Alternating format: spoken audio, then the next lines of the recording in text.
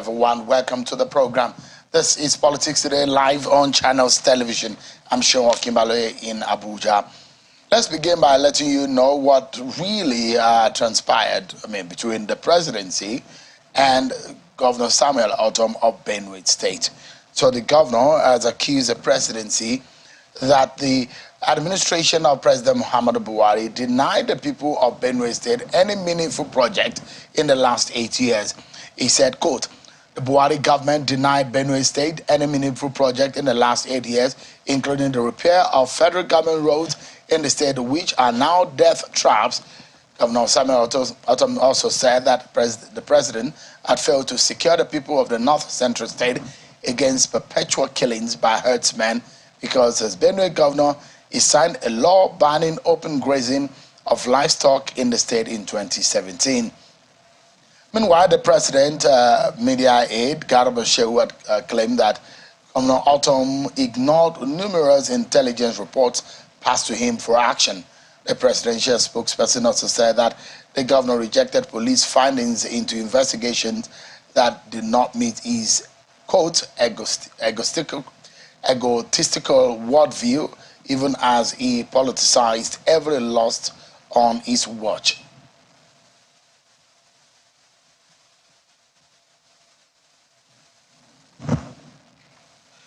Well, that is just a way to begin the program tonight, but that's not exactly our destination. That's not our major focus point tonight. One of the issues that we will be troubleshooting tonight is the internal affairs of the APC.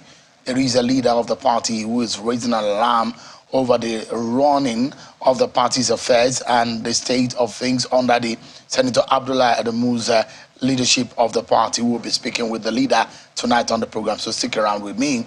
And then INEC has replied the APC candidate in Adamawa State, Mr. Aishetu Dairu Binani, denying that there was no meeting at the government house in Adamawa State by INEC officials with government of Adamawa State over the issues of the list and allegations raised on the list of officials for that election. We'll be giving you details on that and getting some reactions on the lessons to be learned on these and how the state can properly prosecute the offenders in this matter. Stick around with me, everyone. Let's check now for your political roundup stories.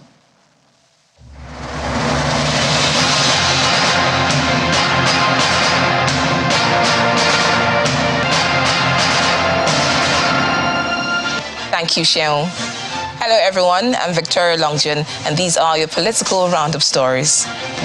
The Independent National Electoral Commission, INEC, has presented certificate of return to 14 elected members of the Kano State House of Assembly after last Saturday's supplementary election. Presenting the certificates to the elected lawmakers at the headquarters of the commission in Kano, the state resident electoral commissioner, Mr. Abdul Zango, described the election process as peaceful and commended the security agencies for their cooperation during the election. The Zamfara State Governor-elect, Dr. Dauda Lawal, has constituted a 60-member transition committee in order to prepare grounds for his swearing in on May 29, 2023.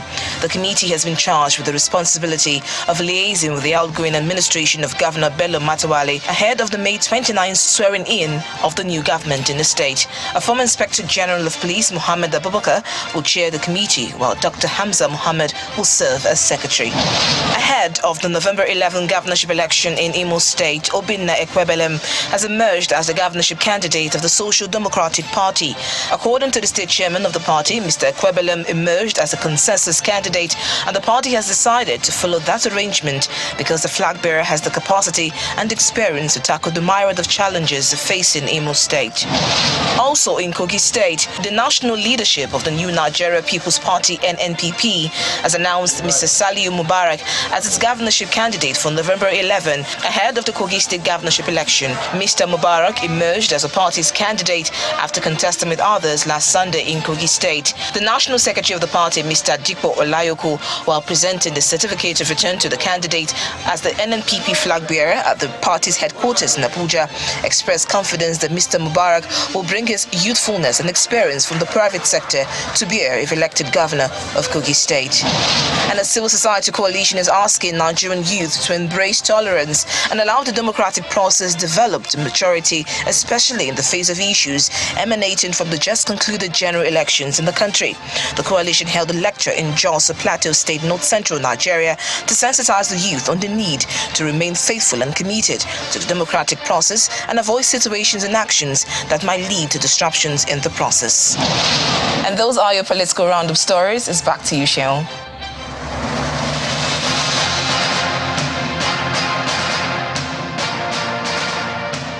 Thank you so much, everyone. And there you have it. You've been served with your political roundup stories. So let's get on to our very first conversation for tonight. And it's about the internal affairs of the APC. Now, a deputy national chairman of the party, Northwest, Malam Salihu Lukman, has written an open letter to the leadership of the APC under Senator Abdullah Adamu, warning about the manner in which the party is being run at the moment, saying that, quote, the title of his open letter, Restoring Constitutional Order in APC and Demands. Malam Lukman, this is not the first time he will be writing to warn the party about looming dangers in the manner in which the party is following its own constitution and running its own affairs. Tonight, he's raising a few issues also, drawing the attention of the leadership of the party, himself a leader of the party. What are the dangers ahead looming in the ruling political party in Nigeria? I'm being joined by Malam Salih Muhammad Lukman, who is the Deputy National Vice Chairman of the APC Northwest. He joins us virtually from Kaduna. Thank you so much indeed for joining us, and it's good to see you.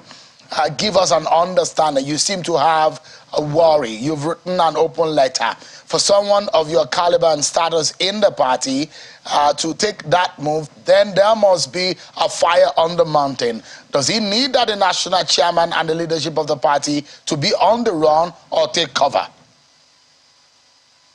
Well, I really don't know whether there is fire on the mountain, but the concern is simple. There are constitutional provisions which set up structures and organs for the party and give directive in terms of the schedule of meetings for those organs. And it is expected that when those organs meet, any issue within the party can be tackled. Once you block those organs from meeting, then you reduce decisions within the party to the discretion of individuals. And that is the problem. And once you don't allow structures to function, we will continue to face different kind of problem, and there will be contestation in terms of the legality of the decisions taken. Because one way or the other, once decisions are taken, it will favor some people, it will not favor others. If it is an individual that takes that decision, the people who feel unfavored can continue to fight. But once it is an organ that meets, it means that every view within the party is considered and decision is taken, and therefore it will be binding on everybody. Now, that is the issue. So let's take it one after the other. In your open letter, you raise quite a few issues. One pertaining into irregular meetings as stipulated by the constitution of your party, the issue of accountability, the issue of proactive leadership, the issue of reviewing the past events and incidences that have happened in the country for lessons to be learned in the party. These are issues that you have asked Senator Abdullah Adamu to respond to. But before we get into those issues, and I'd like you to take them on, because you have also warned that these are constitutional provision which the party does not have a choice to dodge away from, but must address those issues. But when you wrote this open letter, has there been any response from the national chairman? Well, I can say straight away, I've not received any response yet. I am hoping I'll get such a response. And I am very confident, like in the past, we can go through all this hurdle, but at the end of the day, we'll sort ourselves. We are not contesting these issues to bring the party down, no. This is one party that I think has received a lot of blessings from party leaders and members, and has received a lot of blessings from Nigerians. And inability to respect those blessings and acknowledge that the expectation of Nigerians is that we represent the future of democracy in this country. We can't continue to take that for granted. We have to, democracy is about rule of law. The first law within a political party is the constitution of the party.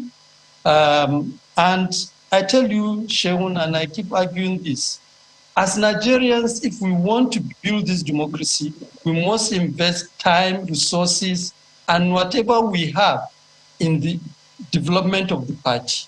Because once we are able to develop the party, we reduce democracy to periodic elections. And periodic election will produce representatives. But if there is no party, or the party lack capacity to regulate the conduct of people who are elected, Nigerians will continue to have problems. And I think the best way you can regulate the conduct of elected representatives is to allow organs of the party to meet and decisions taken. Once decisions are taken, those decisions are binding on every member of the party, including elected representatives, no matter how highly placed they are. Yeah. So let me. So just yet again, before I go into, you are able to answer the question whether or not Senator Abdullah Adamu has responded to this issue, and it is worrisome, isn't it, that you are a member of the NWC, and you perhaps have raised these issues a few times, but I mean, there are no yielding to your concern. Now, in that open letter, you feel a bit dismayed and somewhat overwhelmed by the ongoings in the party, and you use the word, you say you are scandalized and embarrassed by the situation of things, which in inference, if you look at what has happened and what you have described in this letter, it shows lack of capacity of leadership in your party. You have made reference to the fact that there are no regular meetings. Even the ratifications of policy decisions of the party, there are hardly moments when the NWC members or leaders of the party are able to meet. Is this a poor leadership issue, or there is a challenge somewhere that a lot of people are not aware of? I think I will put it this way, we are all part of the problem, because, for instance, when the Constitution stipulates that National Executive Council should meet every quarter, for instance, and 3 months pass, no meeting held, and nobody is asking questions. And specifically, there are statutory issues the INEC is directed by the Constitution to decide on. Some of those include, for instance, there should be a national budget. There should be quarterly report of activities. There should be quarterly report of finances covering income and expenditure. A number of these things are supposed to be decided, approved by NEC. Now, when a NEC doesn't take place, somebody take decision on a number of these issues. And we all become, one way or the other, either beneficiaries or however you describe it, to those decisions. And we feel comfortable about it. Yet, the institution of the party continue to get weakened.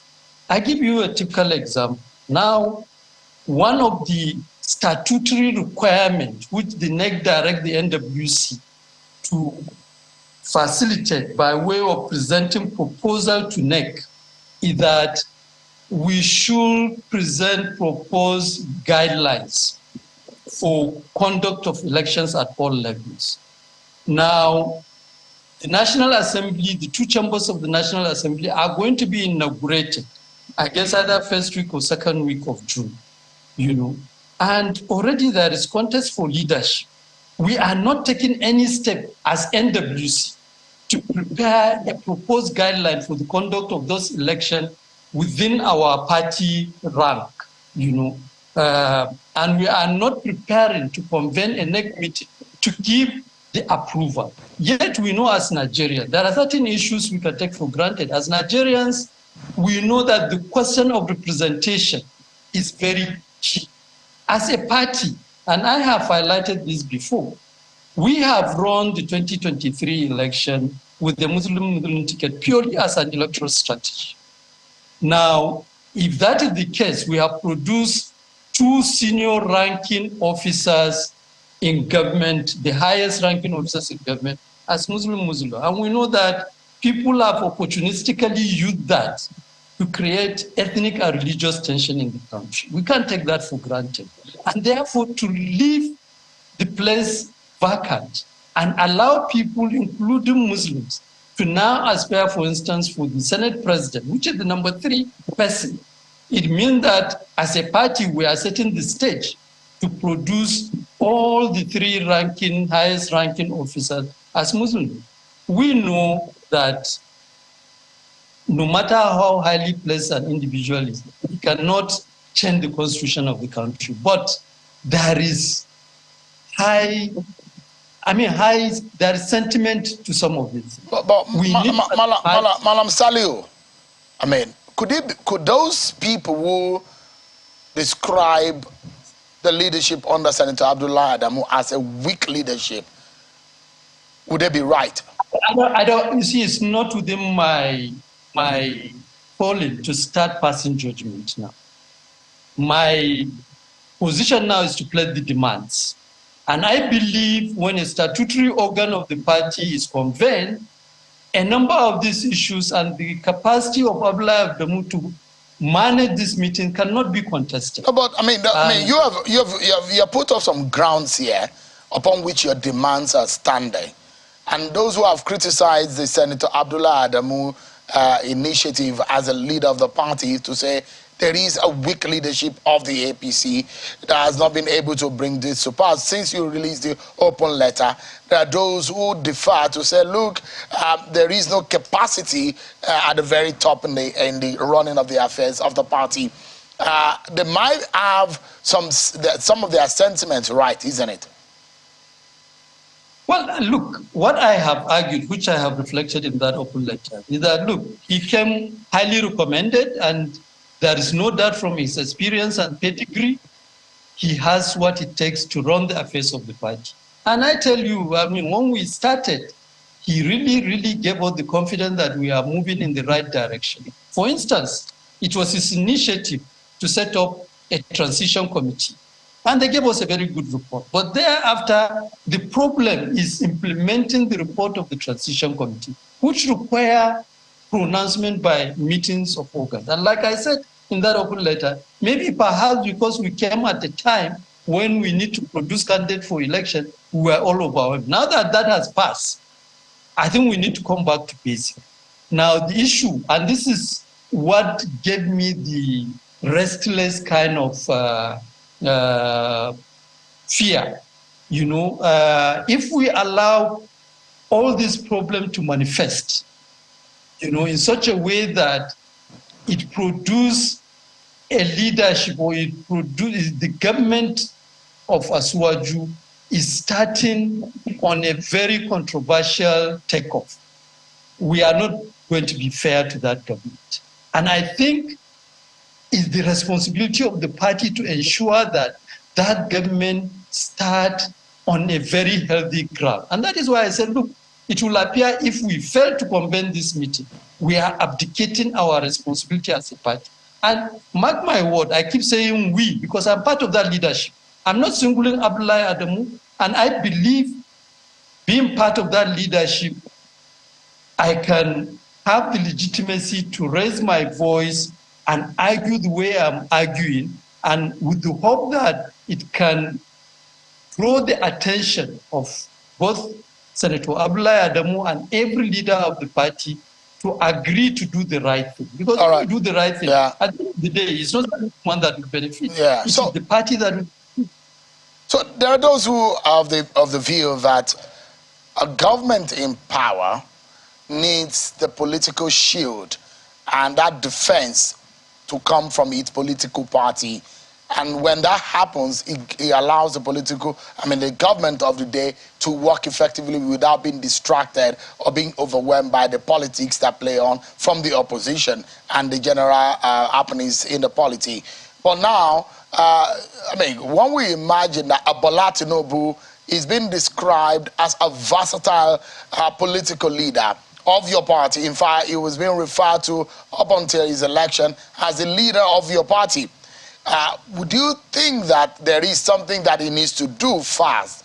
Because those who fear that if things go on like this, it might impact on the Bola Tinubu government if he gets into office, that the pressure will be much, there won't be a form of defense for the government of Bola Tinubu because the politics will be too much and it might distract that government from performing. Do you hold this view? I do, and I don't know, let me not commit myself too much. But first, let me say that in the first place, this party is a product of the inspirational relationship between Asiwaju Bola Ahmed Tinubu and President Muhammadu Buhari.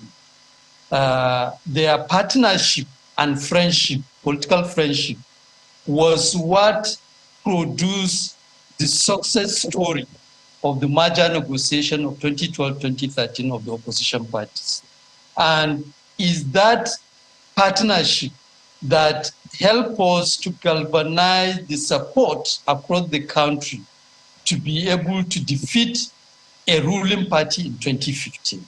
And I think, and this is the point which I am happy you bring to the table about the role of the party. The party at this point is supposed to really ensure that relationship, that strong relationship continue, especially in this period of transition, and is used to set the stage for the incoming government. And that moving forward, we must not allow a situation whereby any decision taken by Asiwaju will be seen as different from any decision, for instance, President Buhari may have taken now. You know, I think the responsibility of the party as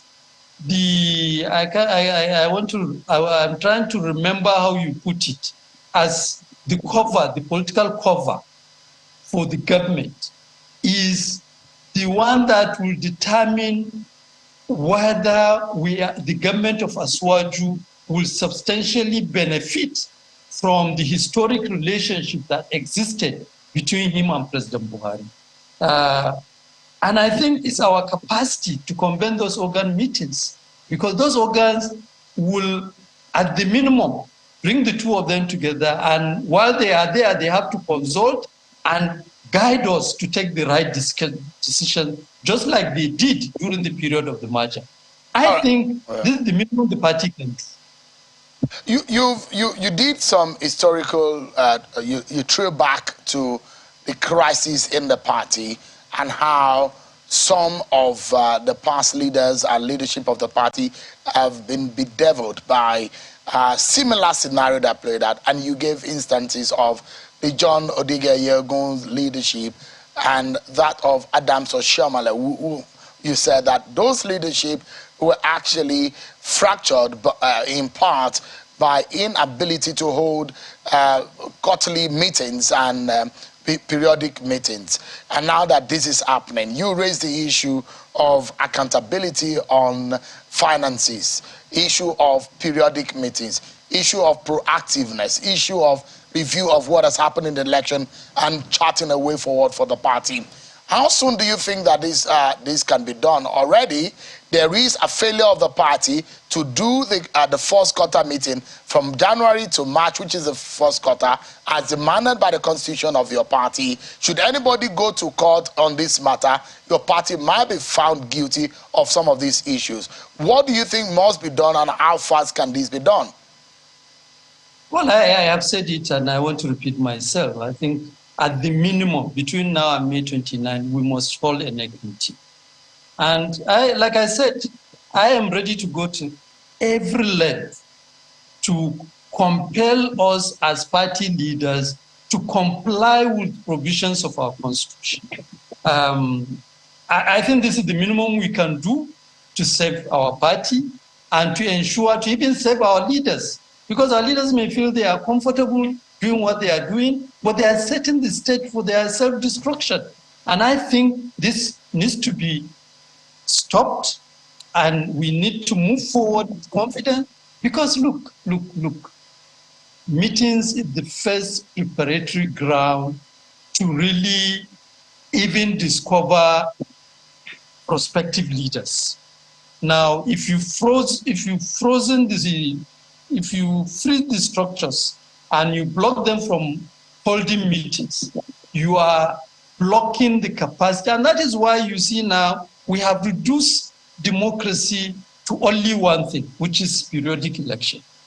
Periodic election will happen only once every 4 years. After the 4 years, what happened? Now I tell you, because we are not holding meetings, we are not holding ourselves accountable. There are many of our elected representatives that have never cited copies of our manifesto. And it's only through meetings we can get them to really understand this is the mandate which the party campaign for. You know, for instance, Aswaju has done something very good. He come up with his own program, Renewed Hope. You know, now for the next 4 years, his government is supposed to run based on that delivery on those things. You know, people are going to be appointed. If the party is not active, we will have people at the highest level as ministers and highly government appointees.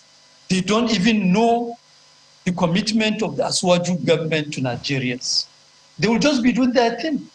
And as a party, we need to wake up to those responsibilities. And I think that is, which is why, for instance, go and read the profile of His Excellency Senator Abdullahi Adem. He has been on the political bloc at national level, at the highest level, since the Second Republic. So this should not be anything new. And I don't think you should have problem relating with the demands some of us are making, you know. But however it turns out, I think we should be able to go to every length to ensure that at the minimum before May 29, we have a NEC meeting where a number of these issues should be addressed. And this is a point where I would like us to anchor. There are those who have been asking that your party need a board of trustees, but I do hear that there is in fact a version of that is not being called a board of trustees, but called the National Advisory Council of the APC, but is yet is not constituted just yet. Is it the non-constitution of that body? Is it also due to this inability to hold periodic meetings, or? I think that one falls squarely. I will link that straight away to the National Secretary, because if you read our Constitution, it directed the National Secretary to convene meeting of the National Administrative Council within 1 month after election. So we were elected March 28th. So by April 28, 2022, the first meeting of the National Administrative Council should have taken place. I don't know whether the National Secretary even understood that is part of his responsibility. I don't know whether at any point, at least I can say, there has never been a meeting of National Working Committee where he presented a proposal for the meeting, for convening the meeting of National Administrative Council. So the party is just running on autopilot. That's what it looks like. I mean, look, this is the thing. And I'm sure if you go and audit all the other parties, including PDP, you are going to have even worse scenario than this. Madam Salihu, I mean, as he's done in other climes, I mean, there are sometimes mainstream politicians who, I mean, are involved in the day-to-day running of the party.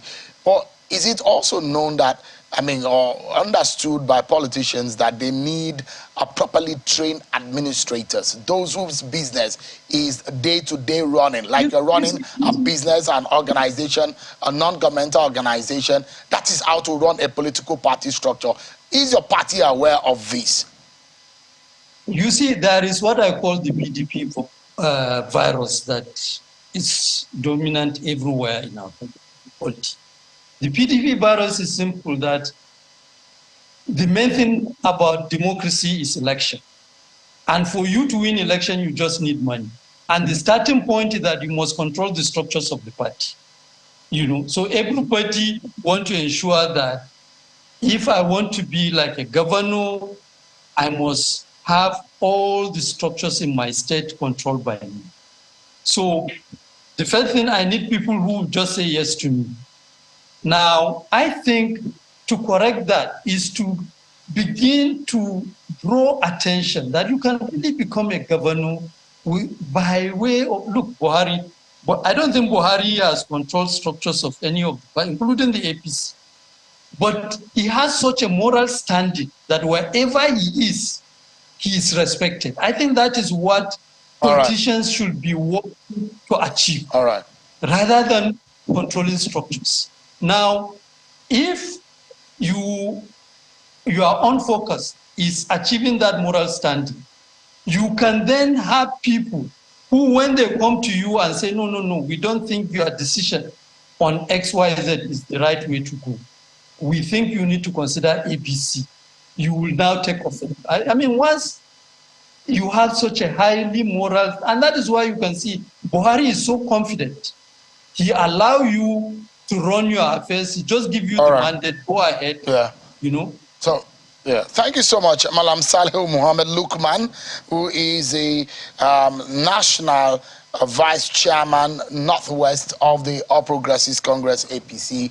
Thank you so much indeed for your time tonight and sending the signals out to the leadership of your party ahead of the possible landmines that it could enter into. Thank you so much indeed for your time tonight. Thank you very much. We'll take a break, everyone, and when we return, we'll be getting perspectives on what is happening after Governor Ahmadu Fintiri of Adamawa State got his certificate of return. INEC has responded to Mrs. Aishatu Binani that none of his officials went to the government house to have a meeting. Some of his officials for that election did not do so. We'll be hearing and the consequences of what happened last Sunday, the lessons for our democracy and our electoral process. Don't go anywhere, everyone. We'll be right back.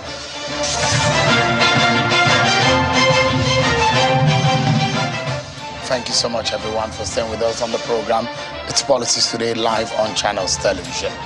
Now, today, the Independent National Electoral Commission has been responding to the allegations that some officials of INEC had a meeting over the list of officials for the Adamawa governorship election at the government house in Adamawa State.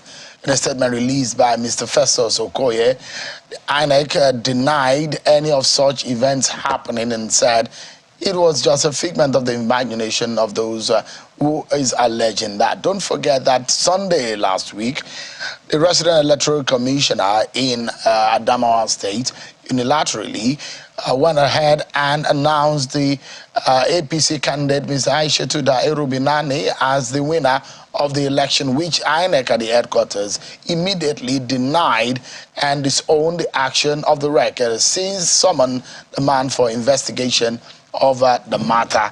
And INEC has also asked the police to take up the matter and investigate, in fact also sending a strong message to the presidency for a review in the process of appointment of INEC official. a lot of people will be asking the question, does INEC need to do all of this, or what, just hand over those who are guilty to the police? Does even the police need to be told what to do and just go ahead and prosecute or investigate these people without being told by INEC? These are some of the issues that we shall be discussing tonight. The implication of that incident you're seeing live on, seeing on your screen, which happened on Sunday, for our election and our democracy. I'm being joined tonight by the national chairman of the Inter-Party Advisory Council, himself was a presidential candidate and the national chairman of his party in the 2023 election, Alhaji Yabaji Sani. Thank you so much indeed for joining us tonight. Thank you, Sean, for having me. And also from Brussels, virtually, I've been joined by Mr. Samson Itodo, who is the executive director of Yaga Africa. He's a lawyer, an election and democracy advocate. He's joining us live tonight to also look at the perspectives in all of these issues. Thank you so much, gentlemen, for your time tonight. Let's begin with, first and foremost, INEC coming out to deny this. And INEC has, in the past days, have been forced to come forward and deny and respond to some of these issues. And you imagine you and your colleagues in the within the political party space have had several meetings with INEC. Did you have any fear of people who are top officials of INEC who are possible or likely to undermine the process?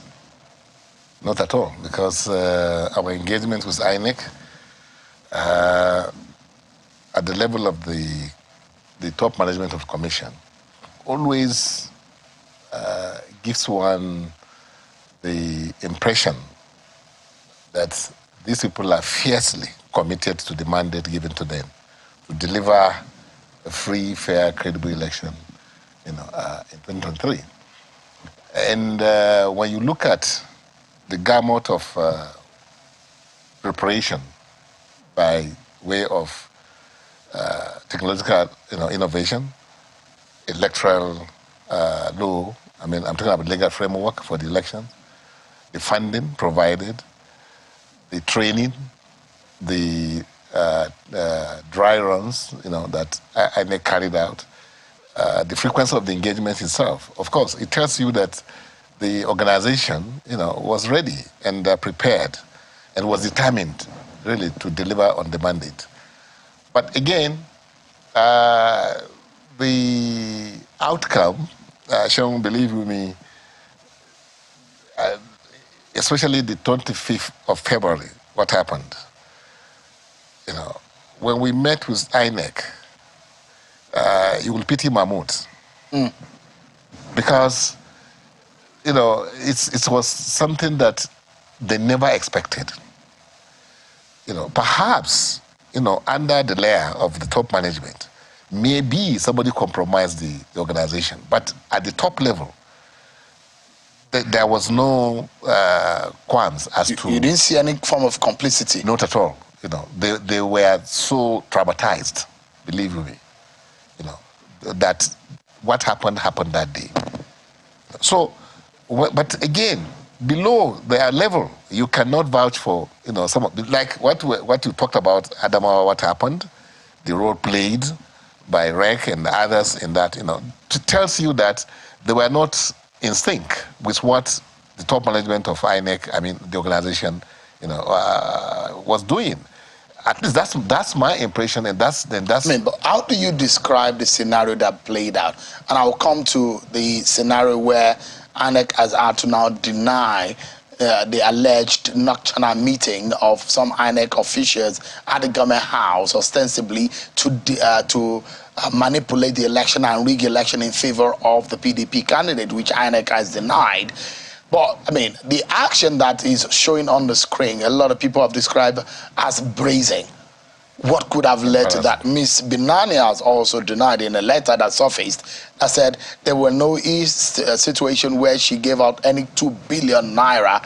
What could have led to that, what has been described as a brazen act of the REC? Well, you see, if you look at what happened, towards the election, that rerun,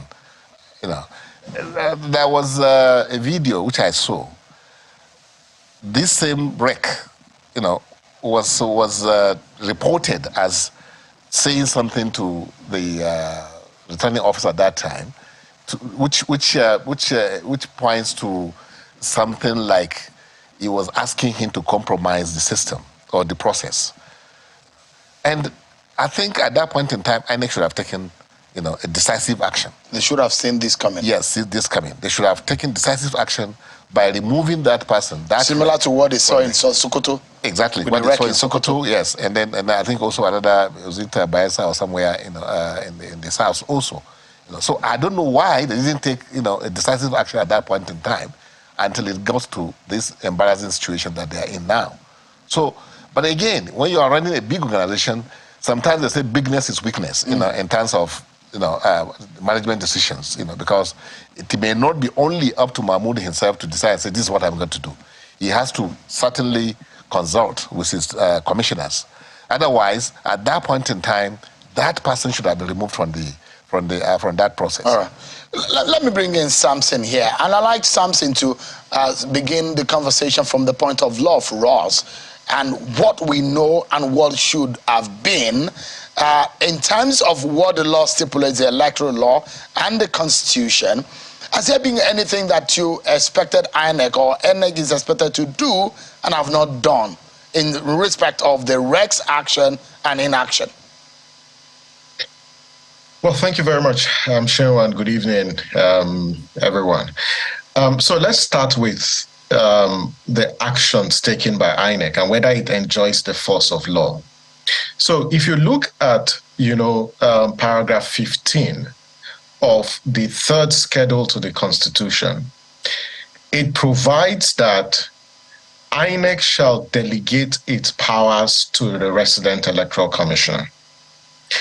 And so what INEC did, is withdraw its powers that it delegated to the resident electoral commissioner by asking the resident electoral commissioner to stay away. So that particular action enjoys the force of law. And so to that extent, I would say that INEC's action is in line with provisions of the Constitution. The second action taken by INEC, and I think Nigerians need to know that based on reports that we have, INEC has officially written to the SGF requesting that the appointing authority, who in this case is the president, to take action on this particular rec. That action is in furtherance of section 157 of the 1999 Constitution as amended, because that section provides, the parameters and the procedure for the removal of a national commissioner or commissioners appointed by the president, because the president is the appointing authority. And it says that the president, and that's what the Constitution said under section 157, it says that the president shall, by an address supported by 2/3 majority of the Senate, remove a resident electoral commissioner or a national commissioner. And so that action taken by INEC is in tandem with the Constitution, because INEC does not have the powers of removal. The powers of removal vest in the president, who is the appointing authority. And so the president would need to take action. And what he should do, is to communicate to the Senate and ask the Senate to remove this particular individual for the reasons such as misconduct, because that provision also provides one of the conditions for removal as misconduct. And this particular action by this suspended resident electoral commissioner is indeed gross misconduct. So it falls within that remit. So the actions taken by INEC as a response to this is in line with the provisions of the law. But there's one action that... Sorry, Samson, please do not lose that train of thought. But because I need to ask a relevant follow-up question on this matter. So is there any need now with what we have seen that there needs to be a review of the appointing authority? Because over and over now we have seen that there is a fault and a loophole in the manner in which appointments have been made, especially in a sensitive organization as INEC. If there's one big lesson we need to learn, and the country needs to learn from this particular experience, is the fact that the public outcry and the advocacy from civil society organizations, including government establishment committee, like the Justice Ways Committee, like the Enamani Committee, that the power to appoint the commissioners into INEC needs to be removed from the president. If you look at what Justice Ways Committee recommended, it says that, one, the appointment of commissioners to INEC should be handled and managed by the National Judicial Council, who shall advertise, receive applications, and then shortlist 3 nominees, and these 3 names will be forwarded to the National Council of State, who shall select and then send to the Senate for confirmation. And so that process ensures that the procedure is removed from the president. That's one. The second reform that we require is to set the criteria for nomination into INEC, whether as national commissioners or resident electoral commissioners. So which section? So paragraph 14A of the 3rd schedule to the Constitution comes to the fore. There are 2 conditions, or 2 criteria as you call it. That one, the individual must not be a member of a political party. And the second one is that the individual must have unquestionable integrity. Seun, you and I know that in the last 1 year or so, there has been an attempt to capture INEC. And what we saw on Sunday is just manifestation of a capture of the Electoral Commission before the election. All right, so you flood the Electoral Commission with persons with unquestionable integrity. You limit the capacity of INEC to conduct credible elections, which now puts the outcomes of elections to question. So quickly again, and please do not lose the train of thought. And I'd like to add, there are a lot of arguments to say, does the police need to be told what to do? If you see an infraction and a possibility of a crime being committed, should the police be should the police be told what to do, or wait for INEC for prompting? And there are those who say that based on what the law says, INEC needed to take up the matter first. What does the law say? And the fact that those who have argued and criticized INEC to say, look, what investigation are you doing? Just hand this man over to the police for prosecution. These are some of the issues that have been debated. But what does the law say? Who has been found wanting in taking a proactive action in this scenario? I think there are two tensions here. The first one is, did the individual, did the resident electoral commissioner engage in illegality? Was there a prima facie case of crime? And my answer is in the affirmative. There was a prima facie case of crime, because what he engaged in was in total violation of the electoral law. And so the police ought to have prevailed, arrested him, because as you can see, the commissioner of police was beside him. The man was not using the prescribed forms for that declaration. Collation was still going on, and the commissioner of police was aware. But can we also infer something, that there is some kind of alignment with some of the officials seated beside him, some kind of collusion, because there is absence of the 2 national commissioner and the assisting rec that has been sent to assist in that supplementary election?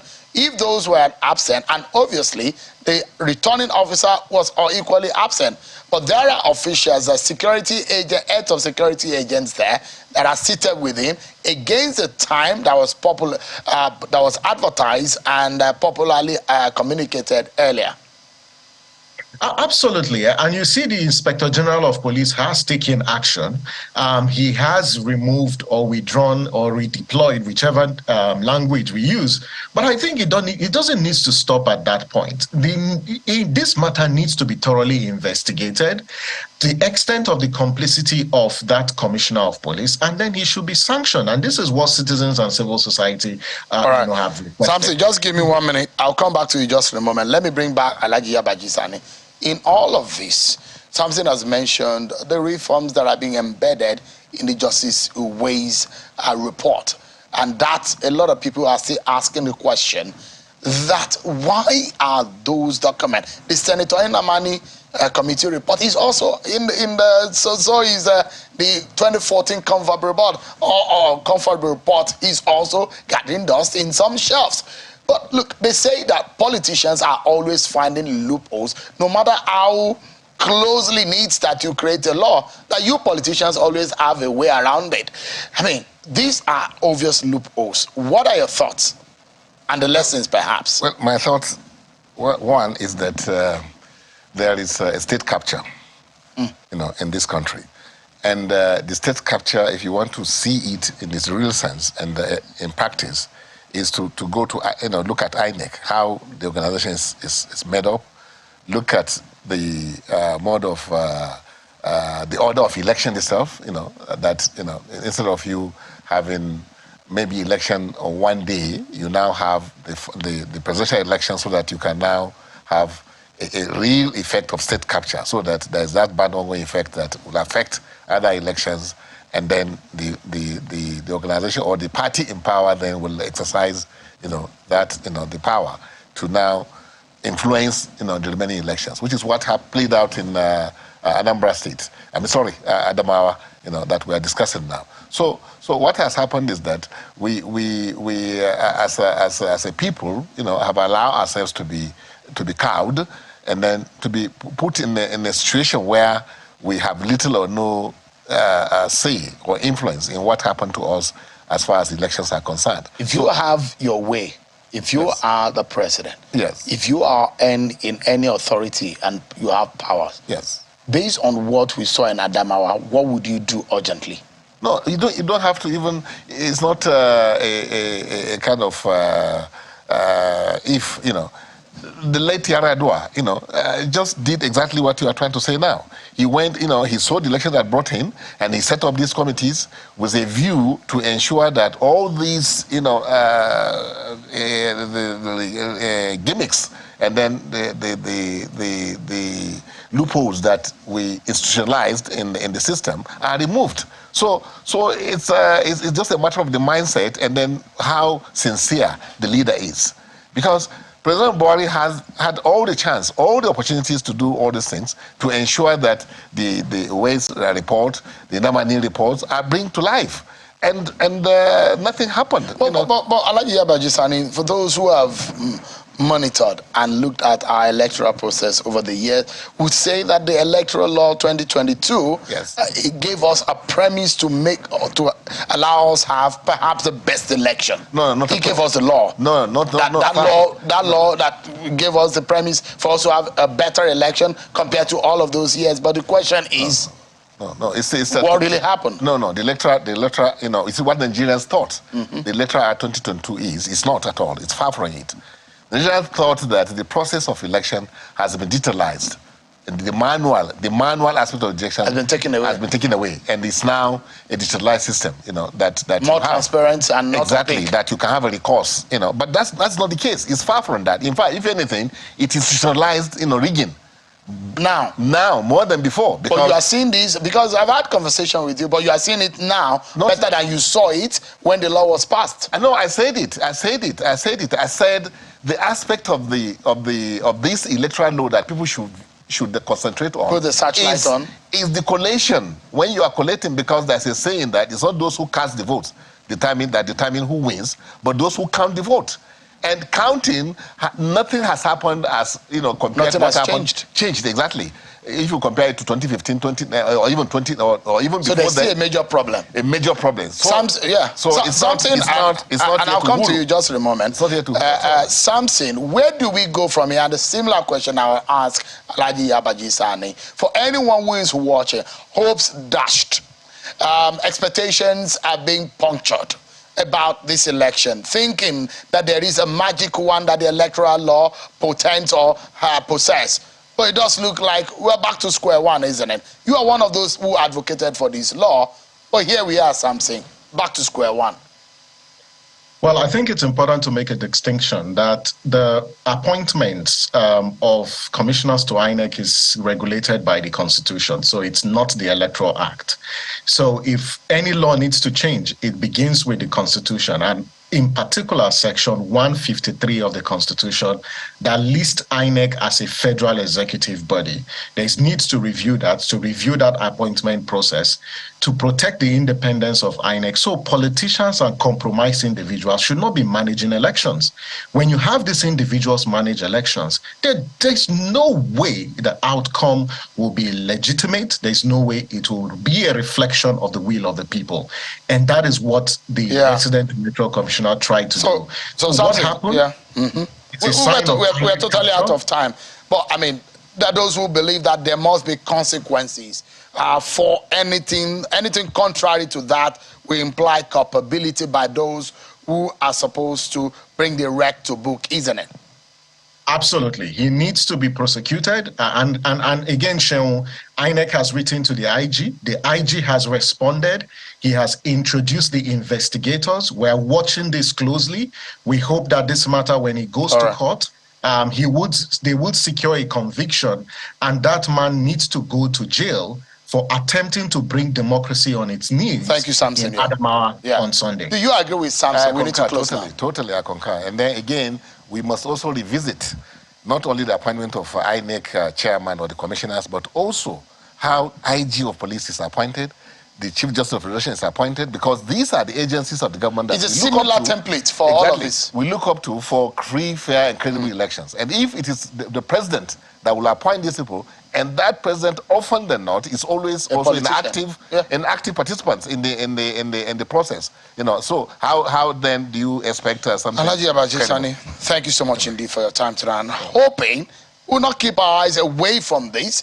We'll ensure that we keep on and pushing to see that justice is served in all of these matters. Thank you so much, Samson, for your time. Alhaji Abisani, I appreciate it. But that's our show for tonight, everyone. Many thanks for watching. I'll see you tomorrow. Enjoy your public holiday mood. I'm sure Kimale. Bye-bye.